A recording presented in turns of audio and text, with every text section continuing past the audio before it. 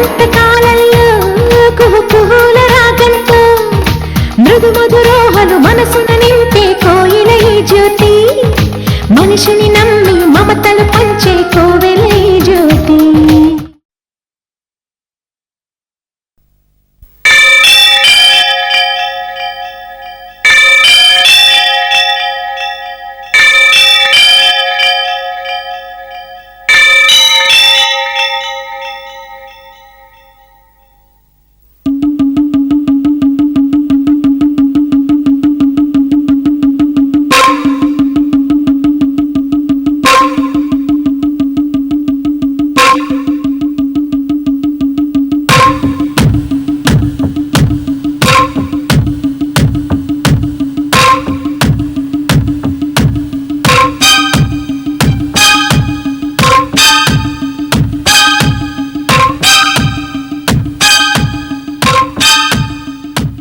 ఏం జరిగిందండి? మిమ్మల్నేనండి.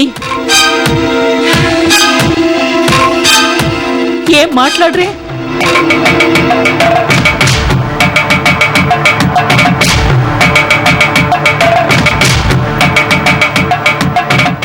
నాన్నా,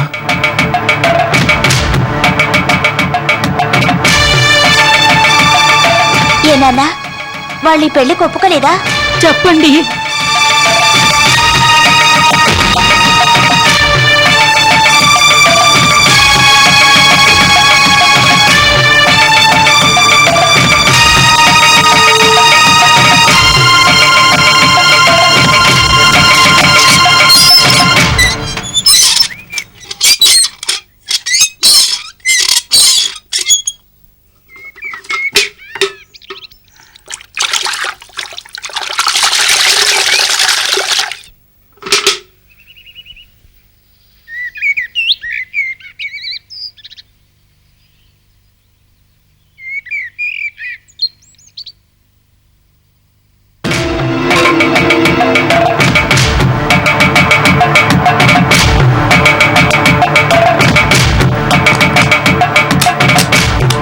నాన్నకేమైంది? అసలేం మాట్లాడేమిటి? ఇప్పుడేగా వచ్చారు, నెమ్మదిగా చెప్తారులే. లేదురా, అక్కడేదో జరిగింది, అందుకే ఆయన ఉలుకు పలుకు లేకుండా ఉన్నారు. అమ్మా, అన్నిటికీ ఇలా అనుమానించకమ్మా. బడిలీగా ఉండుంటుంది, స్నానం చేశారు కదా, ఇప్పుడు వచ్చి చెప్తారులే. అవును, అన్నయ్య చెప్పింది నిజమే. అవునమ్మా.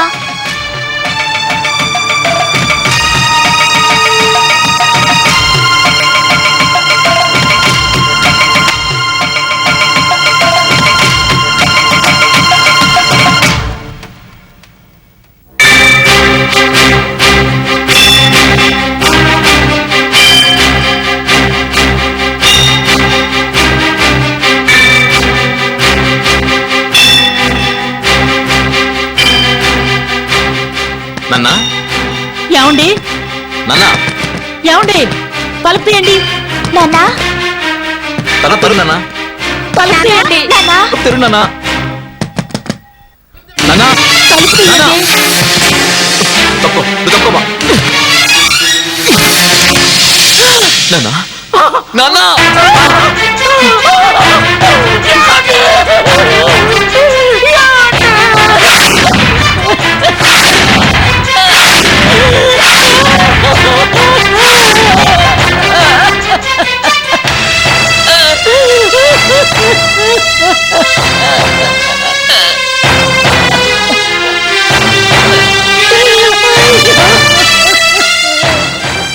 ఏడవకండి శారద గారు. మీలాంటి ఆడవాళ్ళు ఇంకా ఇంకా ఏడిస్తే కృష్ణా గోదావరి నదులు కూడా ఉప్పు సముద్రాలుగా మారిపోతాయి.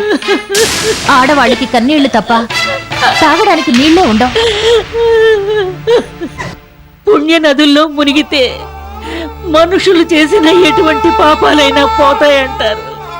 కానీ అలాంటి కొడుకుని కన్నందుకు, 25 ఏళ్లు పెంచినందుకు ఎలాంటి నదిలో మురిగినా ఈ పాపం పోదు. చెల్లెలు పెళ్ళాగిపోవడానికి, కన్న తండ్రి చనిపోవడానికి వాడు కారణమైన రోజున పాప కోపమైన వైతరిణి నదిలో పడిపోయాడు. ఊపిరాడక, ఈత లేక, ఈత రాక కొట్టుకుంటూనే ఉండిపోయాను. ముందు మీరు కాస్త రిలాక్స్ అవ్వండమ్మా.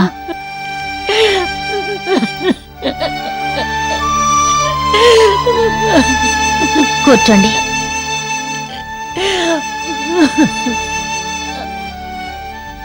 శారద గారు, మీరు ఇక్కడికి వచ్చిన కారణం ఏమిటని అడుగుతారు అంతే కదా? మీరు అడగవలసింది అదే అయితే కారణం నేను చెప్తాను.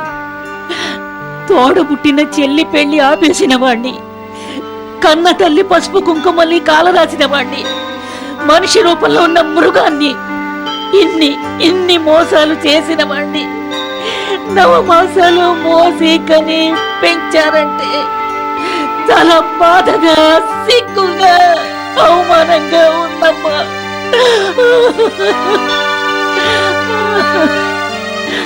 లోకంలో ఏ తల్లైనా నా కొడుకు అమాయకుడు, ఏ తప్పు చెయ్యలేదు, వాణ్ణి రక్షించండి అని అడుగుతుంది.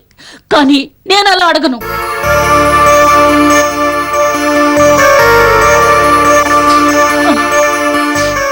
ఇద్దరు అమ్మాయిల్ని ఆట బొమ్మలు చేసి ఆడుకొని డబ్బు నగలు దోచుకున్న గణేష్కి మీరు ఎటువంటి శిక్ష వేయిస్తారో వేయించండి. వాణ్ణి వదిలిపెట్టొద్దు. క్రూర మృగాలు బోన్లో ఉండాలి కానీ సభ్య సమాజంలో విచ్చలవిడిగా సంచరించకూడదు. వాడికి తగిన శిక్ష పడినప్పుడే ఈ కన్నతల్లి కళ్ళు చల్లబడతాయి. ఇది చెప్పడానికే వచ్చాను. సెలవు.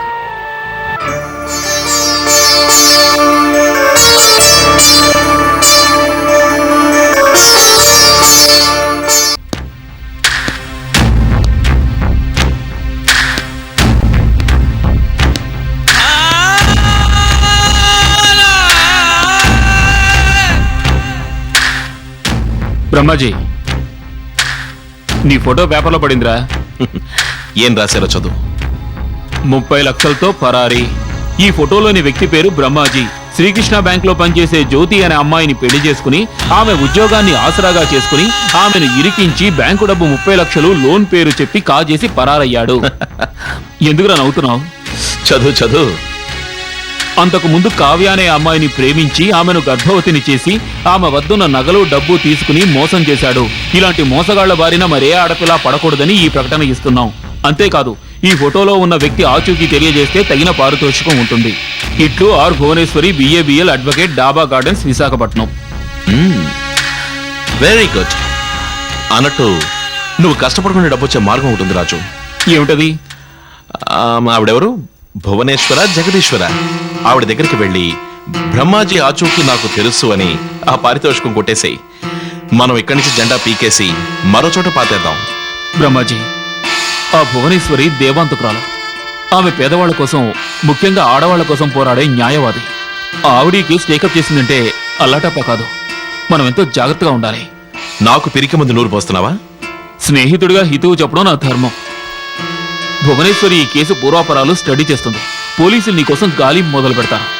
ఇంతకీ నువ్వు చెప్పేదేమిటి? తీగలాగితే డొంకంతా కదులుతుంది. నీ పాత పాపాల్ని బయటికి లాగి కొత్త శిక్షలు వేయిస్తుంది. ఆపద వచ్చిన తర్వాత దాని గురించి ఆలోచించడం కన్నా రావడానికి ముందే ఆలోచిస్తే సగం ఆపద గట్టెక్కినట్టే. అర్థం కాలేదు. ఇంత పెద్ద విశాఖపట్నంలో భువనేశ్వర్కి ఎదురు నిలిచి వాదించే న్యాయవాది ఒకరే ఉన్నారు. ఆయనే ఎవిడెన్స్ ఏడుకొండలు. మనం ఆయన కలుద్దాం. ఏం చేయాలో ఆయనే చెప్తారు.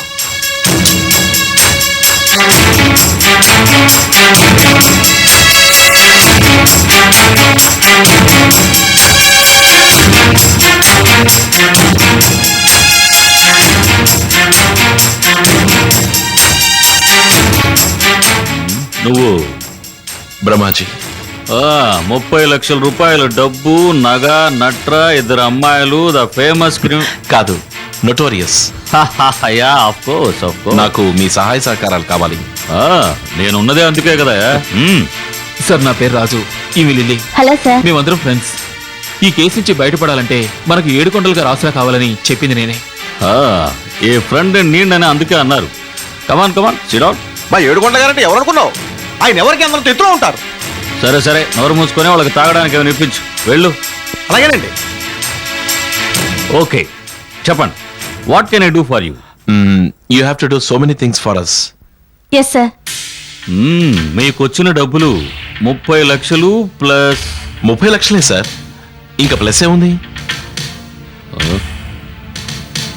ఓకే.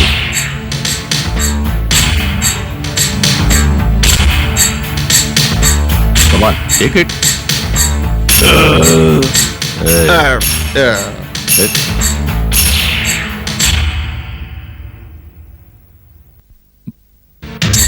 బ్యాంక్ నుంచి వచ్చింది 30 లక్షలు. అది జ్యోతి ద్వారా వచ్చింది. కావ్య ద్వారా వచ్చింది క్యాష్గా 50,000. నగలు అవి ఇవి కలిపితే మరొక 50,000. మొత్తం కలిపితే 31 లక్ష. Sir, you are brilliant. ఎంత బ్రిలియంట్ కాకపోతే మీలాంటి క్రిమినల్స్ రక్షించే క్రిమినల్ లాయర్ని అవుతాను.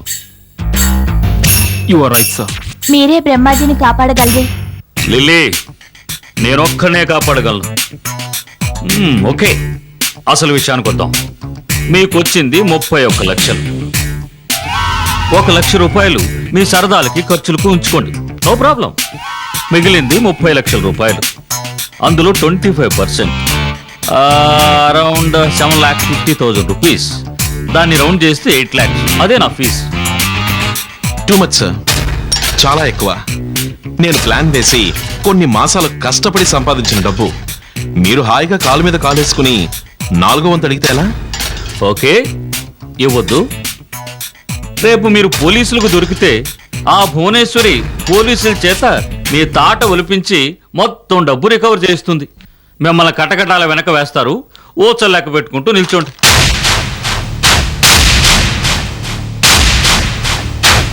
నేను లా చదివిన వాడిని, అందులో ఉన్న లొసుగులన్నీ తెలిసిన వాడిని.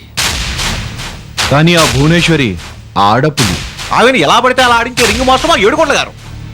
అది కాదండి, కష్టం నాది, శ్రమ నాది, ఫలితం మీద. ఆ? నాకు ఇచ్చేది ఫీజు మాత్రమేగా. మరీ అంత ఎక్కువ? చూడలిల్లి, నాకు 8 లక్షలు ఇస్తే గాని మిగతా డబ్బు అయినా మీకు దక్కదు. లేకపోతే మొత్తం డబ్బు గోయిందా, ఆలోచించుకోండి. చూడండి, ఆ 7 కొండలు ఎక్కితే గాని ఆ దేవుడు దర్శనం కూడా కాదు. ఈ 7 కొండలు వాదిస్తే గాని అన్యాయం న్యాయం కాదు. Mind it.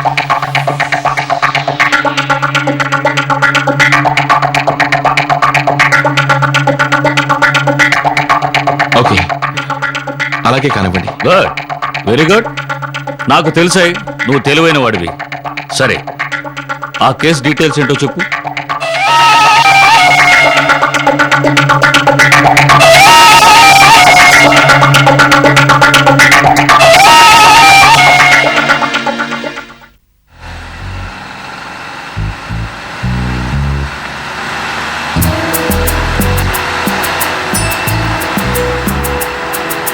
ఏయ్,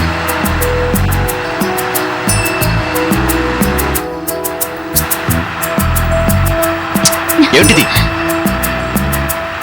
అందమైన ఆడపిల్లల పక్కన కూర్చుంటే రోడ్డు వైపు చూస్తావేంటి? ఏ ప్రమాదం జరగకూడదని. ప్రమాదమో ప్రమోదమో నీకేం తెలుసు? యాక్సిడెంట్ కావడం నీకు ప్రమోదమా? మన కలయిక యాక్సిడెంట్ కాదు. నువ్వంటే నాకెంత ఇష్టమో మాటల్లో చెప్పలేను. నీ చూపు ఇష్టం, నీ నవ్వు ఇష్టం, నీ మాట ఇష్టం. చాలు చాలు, ఏమిటా కారు కూతలు? కారులో వెళ్తున్నాం కదా అని నావి కారు కూతులు అనొద్దు, మనవి కుర్ర కారు. ఏ సూర్య, కారాపు. ఏమైంది? ప్రేమైంది. తప్పుకో, కార్ నేను నడుపుతాను, నువ్వు కూర్చో. వద్దు, నీకు లైసెన్స్ లేదు. తప్పుకో, నిన్ను డ్రైవ్ చేయడానికి లైసెన్స్ అక్కర్లేదు. నువ్వు డ్రైవ్ చేయాల్సింది నన్ను కాదమ్మా, ఈ కారుని. జాగ్రత్త. తెలుసు.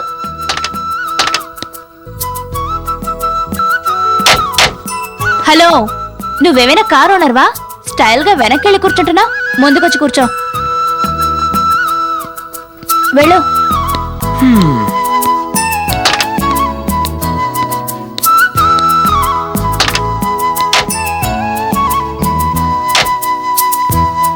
చూడు, నీ పేరు సూర్య.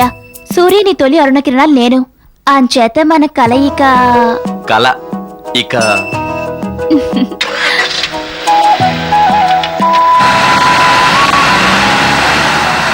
స్టడీ. అది గోడది.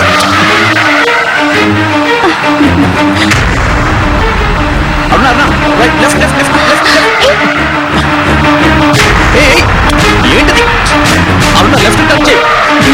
కంట్రోల్ ఇంకా లెఫ్ట్ కి అది బస్ స్టాప్ అది. అరుణ బస్ స్టాప్ అది ప్లీజ్ లెఫ్ట్ లెఫ్ట్ లెఫ్ట్. అయ్యో ఏంటిది అరుణ నా మాట విను.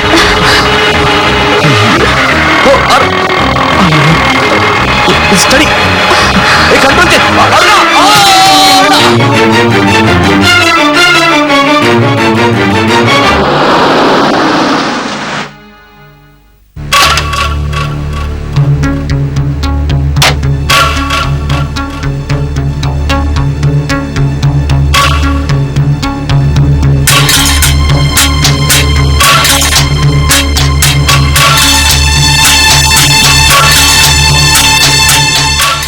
ఏంటే ఎందుకులా అయింది కారు? రే నిన్నే అడుగుతుంది, మాట్లాడవే. సారీ సార్, పొరపాటైంది. ఏదో ఆలోచనలో ఉండి. ఏంటంటే నీకు ఆలోచనలు? అడిగేది నిన్నే, ఏంటి ఆలోచనలు? అడుగుతుంటే మూగముద్రలో నిలబడతావు. అసలు నేను ఎందుకు కొట్టానో తెలుసా? కారు డ్యామేజ్ అయిందని. నో, కారు డ్యామేజ్ అయితే వేరే కారు కొనుక్కోగలను. కారు డ్యామేజ్ అయినా నీకు దెబ్బ తగిలినా నాకు బాధ లేదు. కానీ అరుణ్కి ఏమైనా జరిగితే నేను తట్టుకోలేను. అరుణ్కి ఏమీ కాలేదు కాబట్టి చెంపదెబ్బ కొట్టి నేను పనిలో కంటిన్యూ చేస్తున్నాను. లేకపోతే ప్రాణం తీసేవాడిని. జాగ్రత్త. సూర్య, తప్పు చేసింది నేను, కానీ శిక్ష అనుభవించింది నువ్వు. నా కోసం ఎన్ని దెబ్బలు తిన్నావు సూర్య.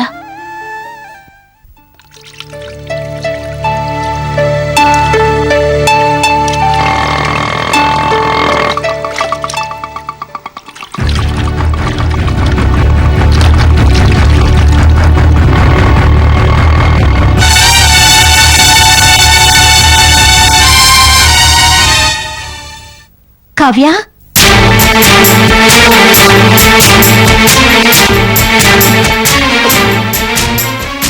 కావ్య,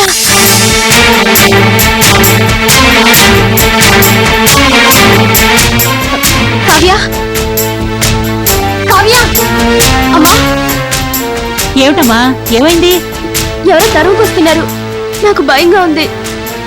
నువ్వమ్మా రా కూర్చో. నిన్ను తరువుకు రాలేదమ్మా, మనకు తెలిసినమ్మాయే. కూర్చో. కావ్య, నేను జ్యోతిని. కావ్య, నేను జ్యోతిని. అలా గుర్తుపట్టినట్టు నటిస్తావేంటి? ఏమండి, ఈ అమ్మాయి పేరు కావ్య. కావ్య గుర్తుపట్టుకుపోవడం కాదు, ఈ అమ్మాయికి యాక్సిడెంట్ జరిగింది. తలకు దెబ్బ తగిలి గతం మర్చిపోయింది. తానెవరో, ఎక్కడి నుంచి వచ్చిందో, పేరేమిటో కూడా మర్చిపోయింది. అవునమ్మా, రోడ్డు మీద ప్రమాద స్థితిలో ఉన్న ఈ అమ్మాయిని సూర్య మా హాస్పిటల్కి తీసుకొచ్చాడు. వైద్యం చేశాక ఈమె ఎవరో ఎక్కడికి పంపాలో తెలియక మా ఇంటికే తీసుకొచ్చాం. ఈమె గర్భవతన్న సంగతి మీకు తెలుసా? తెలుసు. అయితే మీకు తెలియంది, తెలియాల్సింది ఒకటుంది. ఏమిటది?